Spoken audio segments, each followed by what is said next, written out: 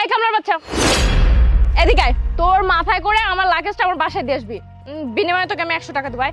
এই যে আপা, আপনি কারে ব্যাগ দিতে কইতাছেন? আপনার ব্যাগ দিয়েবো মানে? কাকে কি বলতিছি মানে? এই কামলাকে বলতিছি। এখানে কামলা দিলেও টাকা পাবে, আমার সাথে লাগেজ দিয়ে আসলেও টাকা পাবে। তুই এত কথা কেন বলতেছিস? হ্যাঁ, আপনি জানেন উনি কে? আপনি না জানেন উনি কারে কামলা করতেছেন? কেন?